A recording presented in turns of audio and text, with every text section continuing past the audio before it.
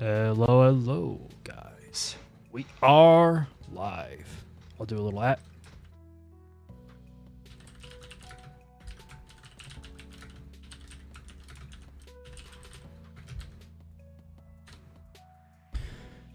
Sweet.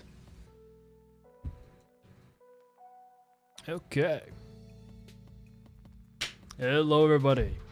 I'm Boss Joe Boss, and welcome to another stream. It says YouTube's not receiving enough data. Seems like YouTube is doing its thing again.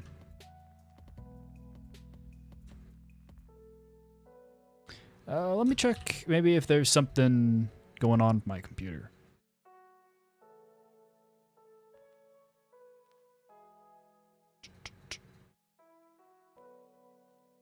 No, I'm looking at the stream. Things seem to be improving. And I'm looking at my computer, and it's not got any, it's at like 30% CPU. Rough start to the stream.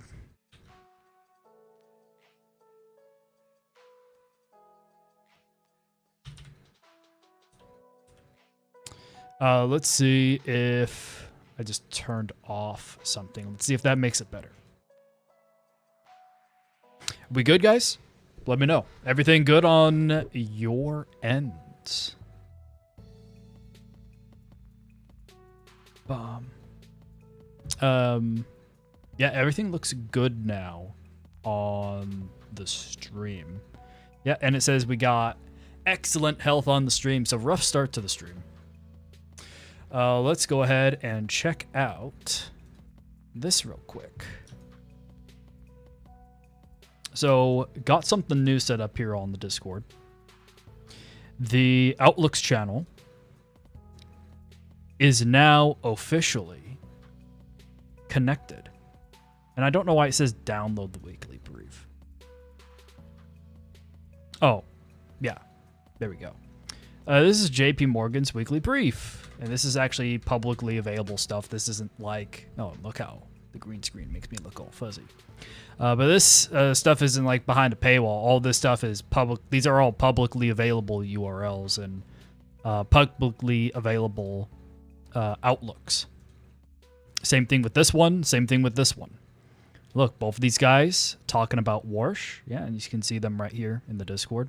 So now I have the Outlooks channel automated. So as soon as one of these institutions produce a publicly available Outlook that has a public-facing URL, you know, there's no login required for these things. They just put them on their website saying, hey, here's our research. And right off the bat, you got two groups here saying, hey, here's some stuff on Kevin Warsh, the new Fed chair, right? Here's some analysis on the new Fed chair. Let's see if they put hawkish.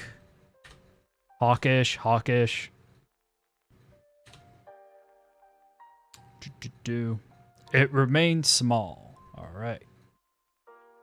So the hawkish group is quite small. The Dallas Fed chair is the most hawkish voice, so we'll keep that guy in mind. See how quickly you can just go through and do this research, man? I mean, again, other people are doing this stuff. So Cleveland Fed is less hawkish, and Kansas is also hawkish, just of those three voting members. The FOMC appears less fragmented and more, quote, united, around less accommodative stances. The hawkish bloc remains concentrated but influential, while the neutral group, which currently represents the committee's center of gravity, has shifted toward a neutral hawkish stance. All right. Now let's go here. And let's try this. Oh. Supercore. So why has Supercore service inflation been so sticky? All right, let's see. Hawk, Dove. Hey, we got one hit for Dove.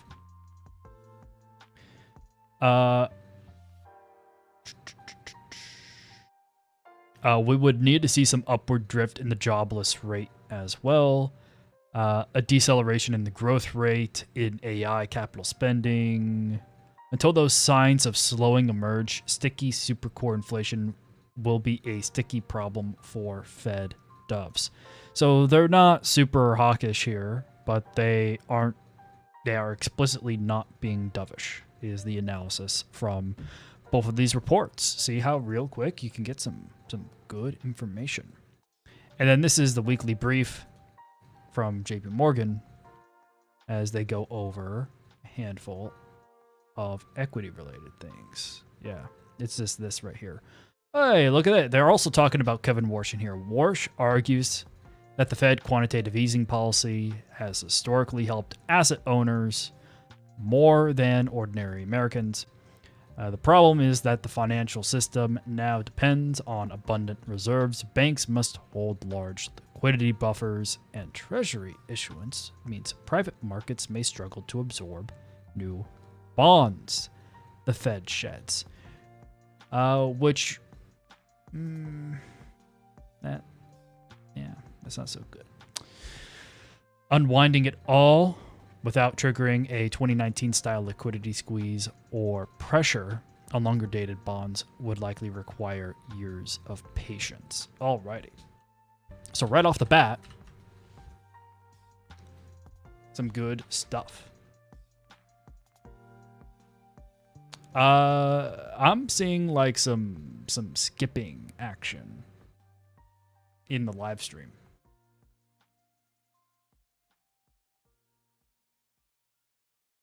YouTube's not receiving enough data, man. Come on, YouTube.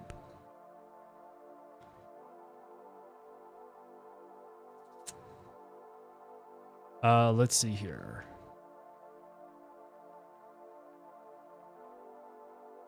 I'll have to find maybe a setting to change. I know what I can do. Here.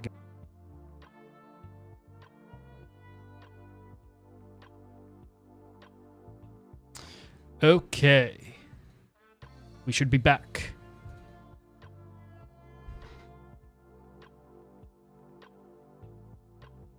Are we back, guys?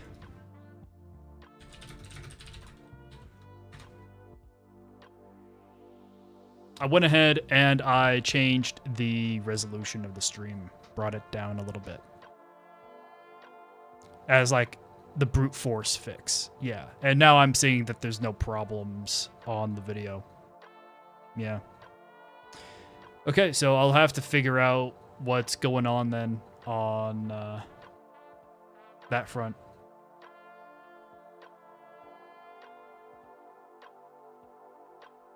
Yeah. All right. So there's a couple of things that I wanted to cover. We got the peace deal, right? We got some congratulatory announcements. If we go back to the thread, we can see all of these different institutions and all of these different world leaders. Here's the Vice President of Turkey congratulating Iran and the U.S. on their deal. The Ministry of Foreign Affairs for Montenegro. Ministry of Foreign Affairs for Saudi Arabia. France. Minister of Foreign Affairs for Qatar. Prime Minister of Japan. Azerbaijan. Jordan. Denmark. Japan again. Let's see here. Pakistan, Latvia, Austria. Austria again. Slovenia. The European Commissioner for the Mediterranean and Croatian Democratic Union politician. The Foreign Affairs Office of the UAE. An Israeli diplomatic correspondent. An Egyptian diplomat, ex-foreign affairs minister for Egypt, and the Secretary General for the League of Arab States, congratulating. Ireland, congratulating. Like, Lithuania, Romania, Cyprus, all the Canada, the UAE again, Denmark, all these countries are very, very happy. Pakistan, Norway, Azerbaijan again. Leader of Israel's National Unity Party. The Foreign Minister of Japan. Kuwait, Slovakia. Leader of the Swedish Social Democratic Party, who was the former Swedish Prime Minister. The Chancellor of Germany, Merz. Deputy Prime Minister and Foreign Affairs Minister for Belgium. The Prime Minister of New Zealand. The Institute for the Study of War. Went ahead and covered it. The President of Pakistan, right? Of course, he was the person to announce it. The Foreign Minister of Germany. A Foreign Affairs Office for Bangladesh. What's that? Former Deputy Chief of Staff and Chairman for the Democrats of Israel. All right. Kingdom of Saudi Arabia again. Prime Minister of Pakistan's office. President of France. Again, Qatar. President of the European Council. Prime Minister of Australia. President of Iraqi Kurdistan. The Organization for Islamic Cooperation. All these guys. Oh, and then the Prime Minister of Spain also did. He kind of gave a backhand congratulatory statement. He was very, very backhanded. And the reason why is he buttressed his post by saying, hey, there were so many dead civilians in this. And then immediately the top replies in the comments are like, yeah, what about the 40,000 people who died because of what Iran did back in January? Did you forget about that? So this is kind of a backhanded thing. Not that we don't like people dying, but to say that these dead people are somehow more valuable than these dead people is a political sleight of hand there. So he's getting BTFO'd. Official account for the President of France. Prime Minister of Canada congratulated the deal getting done. Von der Leyen, President of European Union Commission. Prime Minister of Sweden, President of Turkey, Foreign Affairs for the Netherlands, Minister, right? U.S. Treasury Secretary, of course. Minister of Foreign Affairs for New Zealand, Prime Minister of Denmark. Chairman for the Religious Zionist Party of Israel. Oh, this guy is anti the deal. This guy's like, hey, the agreement is bad for Israel and the entire free world, period. That's what this guy is saying here. And I had to translate it, too. But that's what the Religious Zionist Party chairman is saying about the deal. He doesn't like it. So this is why we want to follow what all the different world leaders of all these different countries are saying. And what it seems like the split is like 97% in favor of this peace deal, right? And you can't really come to that certain of a statement without actually looking through what each person is saying about the agreements. Oh, and I think I forgot a light. Yeah, I forgot to turn on a light. I'll actually turn it down a little bit. Yeah, I think that's a good balance. I think I'll look a little better now. Yeah, that side of my face was a little dark. I usually have a light right in front of me on my camera.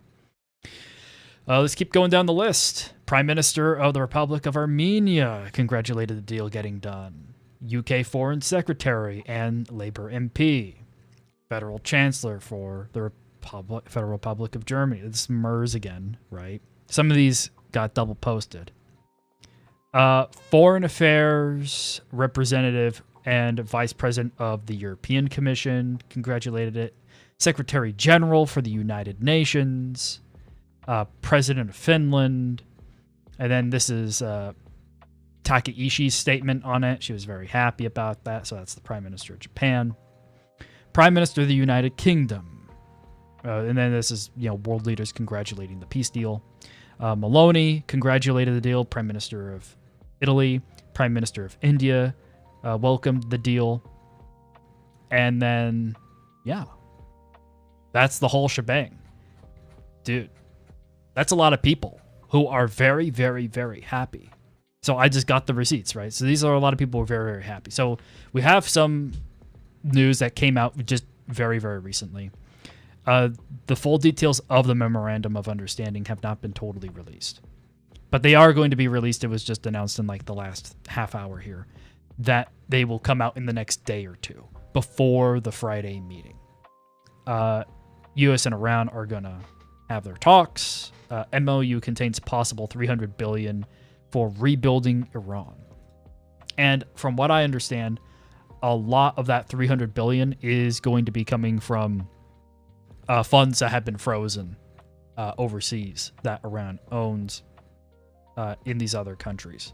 So countries that froze funds now are saying, okay, we will unfreeze these funds and we will use those own frozen funds to contribute to this $300 billion. So it's not like we're going to give Iran $300 billion. It's a big chunk of that $300 billion. A line item in that is frozen funds. And also, this is supposedly over like a long-term stabilization of the Middle East. So Iran will have to not only have a peace agreement with the United States and let there actually be peace, but there's going to be other countries like Saudi Arabia and Israel that probably they'll have to make peace with in order to get more of that money, in order to work things out. It's going to be pretty hard, though, right now with the current state Israel in, because as you can see from a lot of the reports that we were just looking at, a lot of the posts personally from the people who have high political office in Israel, a lot of people are not happy that in Israel that this is being done. And a good chunk of them are just being mad directly at Netanyahu for that. And I was actually kind of upset that Netanyahu didn't post anything congratulating that the deal is done between the US and Iran. And I have an inkling suspicion that this deal was completed. I think the Iranians, almost might have agreed, or even in some cases, maybe even on the US side too. I think there were parties involved in this peace agreement that are almost accepting it out of spite of Israel. Not like, oh, we hate Israel. It's Israel has been really hard to deal with because it seems like they are explicitly very, very, very pro-war.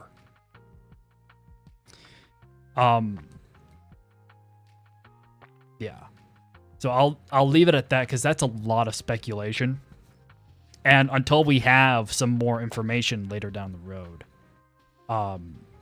that's just air. That's just total guesswork, right? And yeah, I see. Yeah, it says we're back. Audio's fine. All that good stuff.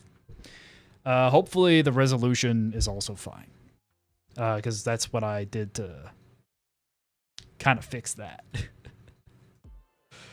Okay, so we have another major thing now because of this. And I mentioned this in the last stream. And I've mentioned it actually for the last several months of streams, frankly, is this idea of a quote-unquote theater pivot. So going from operations in the Middle East, the Middle Eastern theater, and shifting those resources from the West back to Ukraine. And the reason why I'm now thinking this is going to be a more obvious thing to point out now is if we actually go to the Russia-Ukraine thread we have here in the research forum on Discord. Man, Russia apparently attacked this church. And it's being condemned because this is a UNESCO site. So Callas, she's actually a high-ranking official. Yeah, EU High Representative in Foreign Affairs. Yeah, she actually was right there in that list that we already read. Yeah. So she's essentially the person in charge of foreign affairs for the Euro area.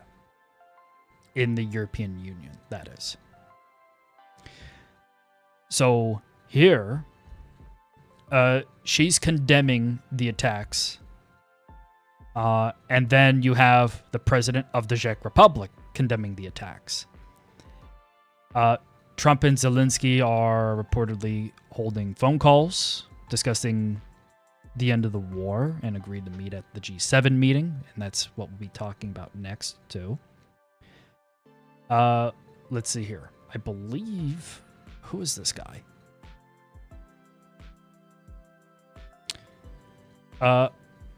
President of Latvia went ahead and condemned this attack as well. A UNESCO World Heritage Site and one of Orthodoxy's holiest sanctuaries. So it was condemned. Here, Emmanuel Macron condemned it. Mark Carney condemned it. Antonio Costa. You can see it says, I believe that's EU Counselor President or Commission President. Yeah, European Council. So he's the President of the European Council. He went ahead and condemned it. And in the meantime, Putin is trying to reestablish communications with the United States, with Trump, saying, hey, we want to work towards getting something done.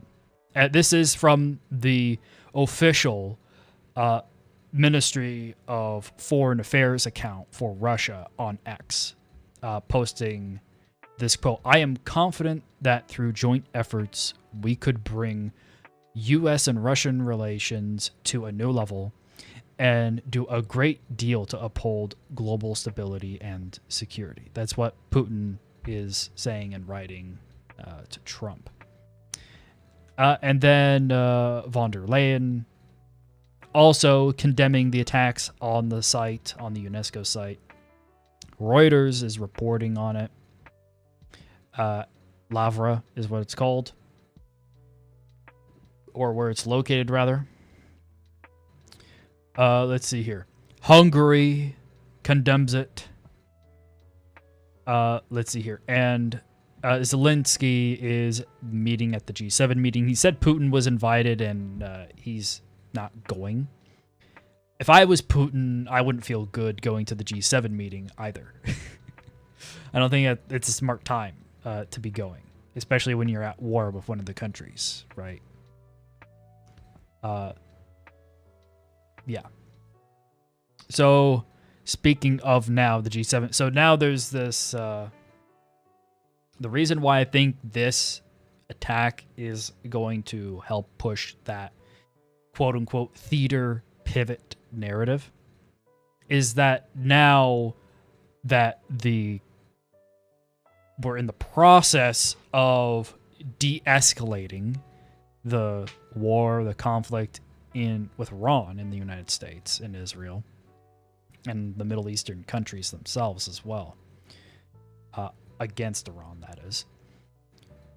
There's now going to be a reshuffling of military assets, potentially back to Ukraine.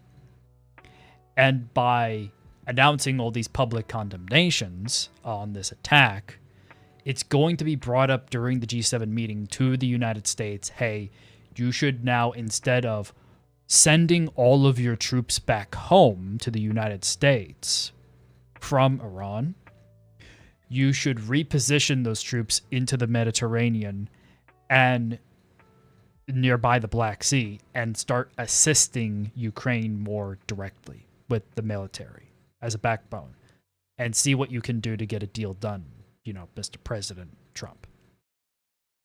So I think Trump is there. The G7 is the main thing is to try and get Trump to be more involved now with trying to end the war in Ukraine.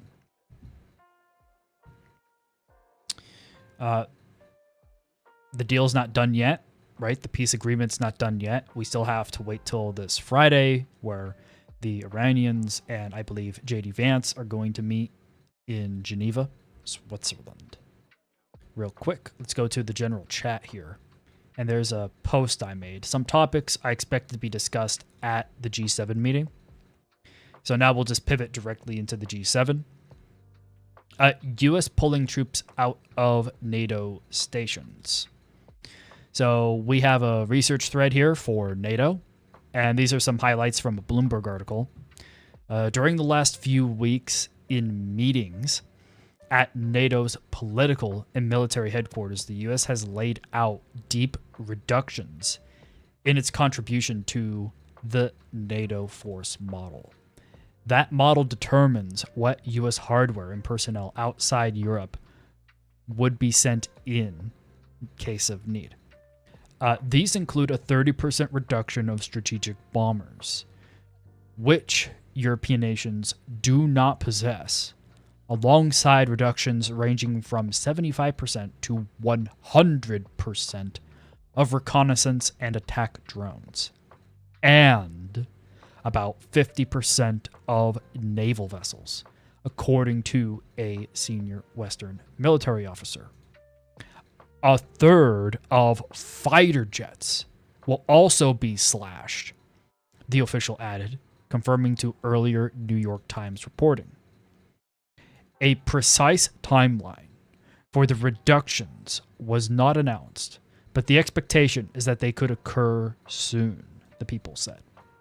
So I expect this to be discussed and for Ukraine to be the justification for why that shouldn't happen. And I think in exchange, Trump will want more trade deals. He will want lower tariffs from these countries. In response, also giving lower tariffs. He essentially wants more economic deals. And he also wants those countries to start building up their own military. So it says, we'll go ahead and take care of this for you, but you must give us a commitment of better trade agreements for both of our countries, just fresh trade agreements, and you must commit to rebuilding your military. You must commit to doing military research on your own, so that then you can have an autonomous military force. And then we already covered this. The Lavra attacks by Russia on Ukraine. World leaders are condemning the attack today. So I think they'll use this to stop that. And then talk with G7 members about sending ships to the Strait of Hormuz after the peace deal is signed on Friday. And that's this. France and its allies are ready to deploy ships to the Strait of Hormuz after the U.S.-Iran deal. Emmanuel Macron says ahead of the G7, we'll do everything we can to make sure that there are no tolls in the strait. See, isn't it nice having just to be able to go down some research, have some idea of all the new cool things going on in the world? All right, let's see. Anything crazy? Nope, nothing crazy. Oh, Nvidia set to raise $25 billion from investment-grade bond sale. Okay, how about that? Let's go ahead and pull up Nvidia. We'll get into the charts now. Hey, check that out. Nvidia up and away right now. Look at that gap, man. How big is that gap? Nvidia gapped up almost 2%. This is kind of a big deal.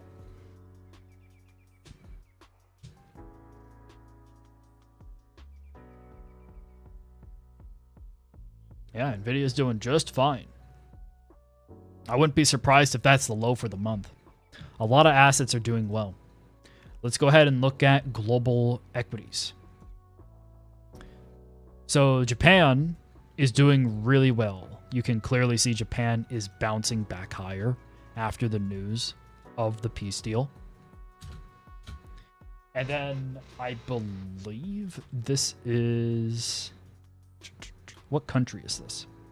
This is Indonesia. Indonesia doing fine. Here's the NASDAQ. The NASDAQ's up 3% today. NASDAQ's... I've started to listen to a few other commentators today and yesterday on their expectations for what's likely to happen for equity markets. And the consensus, which is the headline of this stream, is all-time highs. Everyone's expecting all-time highs. And I have, I am in total agreement. I almost said disagreement. I'm in total agreement. There's really nothing stopping these markets from going higher at this point. And especially for the United States, because the United States still has very strong growth occurring. And so long these AI companies and tech companies are able to continue to expand, and now things will be much easier because inflation will start coming down, rate hike expectations are going down. In fact, one thing that we should look at is if there's any updates to these probabilities. Yeah, wow. So net for the Fed, still one hike expected by this December meeting right here. So this is the December meeting. Odds are still in favor of a December meeting, but now the odds of any sort of cut coming right now really went down by the end of the year. And even when you look out far, far into the future, look at how similar these odds are. The expectation is that the Fed is going to hike maybe once in December and then stay on hold for the rest of the year. I think that's a very doable environment for the cost of money for a lot of these companies. I don't think that will be undue strain, to say the least. The DAX, again, everything's gapping up. The DAX is gapping up. The S&P gapped up. Man. And then here's the Nikkei. The Nikkei is just going haywire. Man. New Zealand's economy is still not doing so hot. I think their currency will be doing better, but yikes. You know, Australia gapped up and then they're starting to fall like that. Wow. So Australia and New Zealand not holding up so well. Not even compared to Europe. It's kind of sad. But the Aussie-New Zealand cross pair is the largest returning one today. Yeah, and you can see New Zealand not doing so hot against the yen. Let's see here. Yeah, New Zealand dollar is actually down today. Yeah, New Zealand dollar is not doing so hot. It's doing pretty bad. Pound is doing pretty bad. The Aussie is holding up. Euro, it looks like it's starting to break down. Let's see what's doing real good. Semiconductors in the United States are doing really good. AI had a massive jump. Yeah, man. Since the peace deal's been announced, all these companies are doing great. Robotics and AI is doing well. Fintech, automotives, tech software, aerospace, and defense. That's IoT, Internet of Things. Cloud computing did well. Industrials. Consumer discretionary really did well. Consumer discretionary's up a nice little bit there. Anything that's down currently. XLE, oh, of course, the energy sector's down, right? So XLE is way, way, way down 3%. Pharmaceuticals are down. That's interesting. I would think cheaper energy prices would make some pharmaceutical companies more profitable. Let's see here. Real estate also down. Healthcare down, and consumer staples. Okay. Not the end of the world, but you know what? It's pretty good. And then some individual equities. Again, oh, ARK. The ARK ETF is doing phenomenally right now. Kathy Wood's very, very happy with her expectations, with her forecasts. Look at that. Capital One's doing hella well. Amazon went up. Disney went up. Apple had a bit of a gap up, but it's got a little bit of a ways to recover from that crash here on June 9th and June 8th. Didn't do too well there. Ford, not so great. Chevron took a big fat hit, like a $6 gap there. Wow. That's a big gap for Chevron. Man. That's not so great. But I'm sure if we look at the commodities, if we look at oil, it probably looks very similar. Very, very similar. So here's, yeah. See, there's your big gap down. Oil futures. Man, just WTI, yeah. The commodities index has been trending down lower since the middle of May. And let's see here. Yeah, check that. All right. Also here, middle of April, urea prices topped out. Top of March, whole milk powder futures topped out. Soybeans crashed at the beginning of June. Copper's doing good. Nat gas is actually holding up its current price. And then this is wheat. And wheat had a nice green day today, but it's been falling since mid-May. And then what's this? Lumber. Lumber has just been on a tear. What's going on with lumber? For the month of June, lumber's up 7%. Wow. Okay. Lumber for the month has been a really good trade. But, you know, shorting lumber for years and years. Yeah. Just the lumber seems to be getting cheaper and cheaper, huh? Coffee also had a nice rally for the last few days here. But I don't know if we're going to see coffee up at these prices again for a little bit. And then this is gold. Gold. Gold had a nice move up on the announcement of the peace deal. But structurally, with inflation coming down and growth going up, especially in the US and for a lot of countries as they go into economic recovery, it seems like gold's not going to be the best asset, in my opinion, for appreciation going forward. It's not the best environment. You want like moderate growth and inflation rising, and then a bunch of countries start acquiring gold as a hedge against inflation. So right now, gold, I think gold will still be very, very valuable, but it's probably not going to be the best performing thing in the world.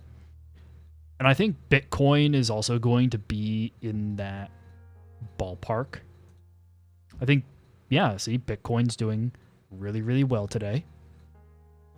But I don't think we're going to see the next bull cycle for Bitcoin until we see some significant improvement on the availability of energy infrastructure and tech-related things like ASICs, tech capacity, compute capacity being more cheaply available for people.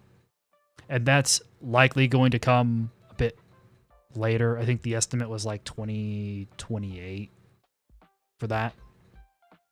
Because of all the new infrastructure build out, all the new manufacturing production build out for compute. And a lot of that new build out is not for retail.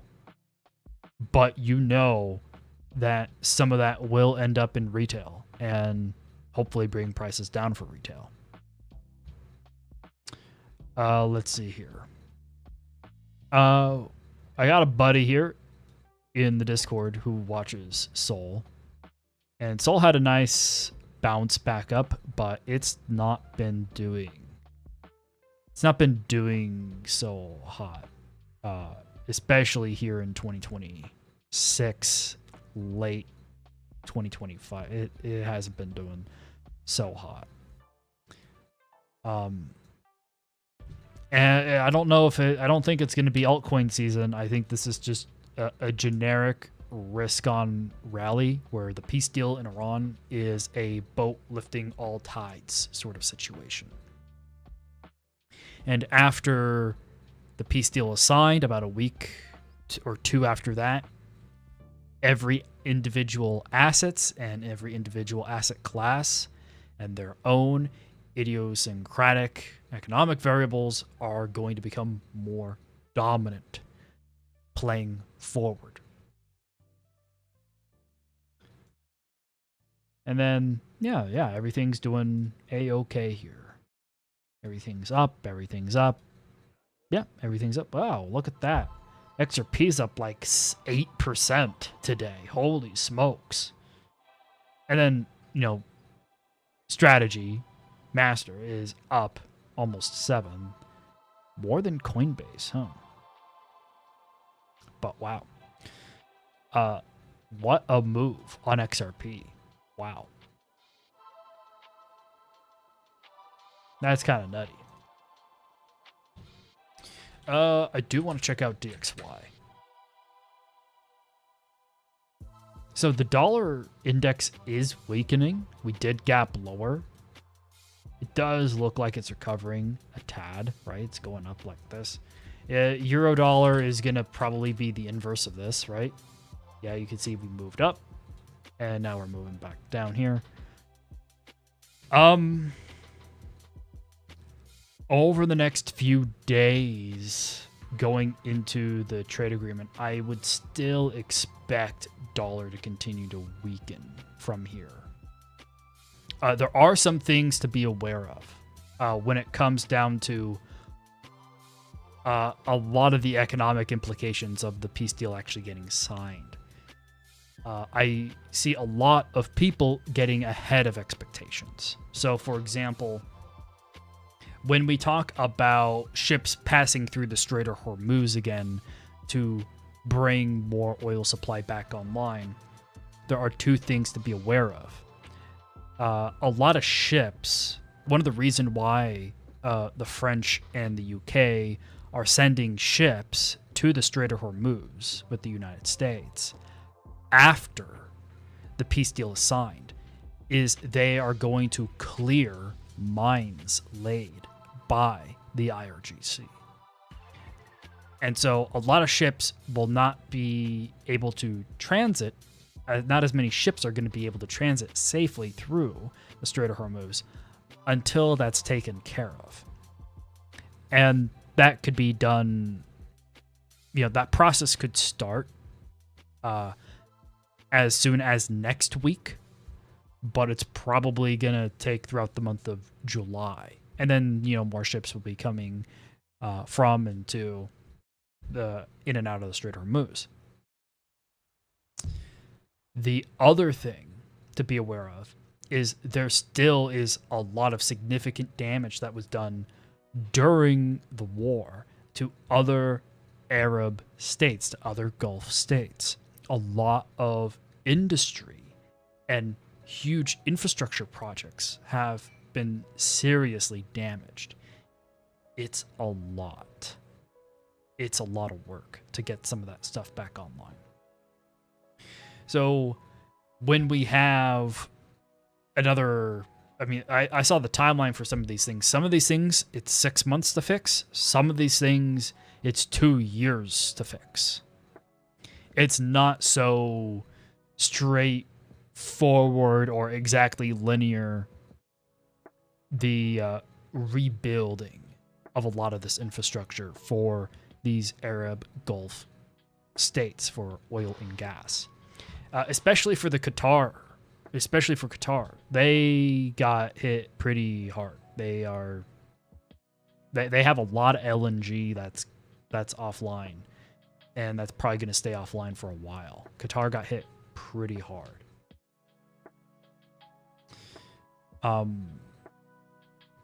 Let's see here. We have actually the around commodities crisis thread. Morgan Stanley strategist: a stable resolution to the Middle East could prompt the bond market to unwind Federal Reserve rate hike bets and improve the chances of keeping the current bull market intact. That's actually what Kathy Wood at ARK, we looked at her ETF. That's what I expect. And there are a lot of other strategists that I've listened to. But myself and Kathy, those are just two that come off the top of my head. A lot of people have this sort of expectation.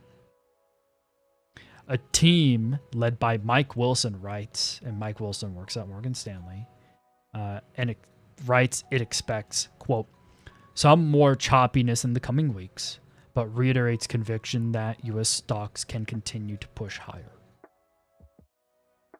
And then this is more stuff about, this is what I wanted to look at. This is Lloyd's of London and some analysis that they have. Just about how many tankers are at the other end of the Strait of Hormuz. And how many tankers have been passing through. And frankly, if you want the most up-to-date information on analysis of tankers going, back and forth through the Strait of Hormuz, I would recommend watching Sal Macargliano. He has a show on YouTube called What's Going On with Shipping. I'd recommend watching him, and then if you really need to go into the weeds and get up-to-date details all the time, use Freight Waves and Lloyd's List. Those are two good sources of information for this sort of stuff.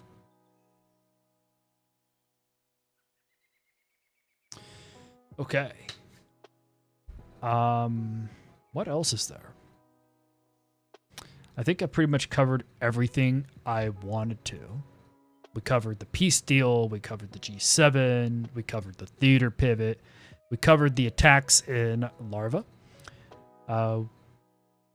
We covered some of the more realistic expectations people should be having about this recovery in commodity infrastructure and stuff going through the strait. But ultimately, trading is about getting exposure to a change in future expectations. But if those expectations are 3, 6 months, a year out, then there's no reason to expect something that far out into the future to impact us right now. Unless it's a huge risk. So, just be nimble, I would say. Be very, very nimble. Stay reactive to market news, right? Follow the squawk. You can always join the Discord, discord.bosstrading.com, link in the description. And you can get notifications on Discord from Financial Juice. Financial Juice, for some reason, they don't have an app. You have to open it on your phone in your browser on your phone to get notifications on your phone from Financial Juice. Or you can just join this Discord, turn on notifications here, and get the financial juice pings via Discord on your phone. It's easier to set up, easier to do. And then you'll also be able to read all the different things that we got going on in the research forum. Also, in the trade forum, we got a pivot points thread now. That's pretty new. And I'll be posting some trades and stuff in there. But I am now set. I think I've talked about everything I wanted to talk about. So I'm going to hang out in the Discord for the rest of the day. And I will see you guys in a bit. Thank you all very much for watching.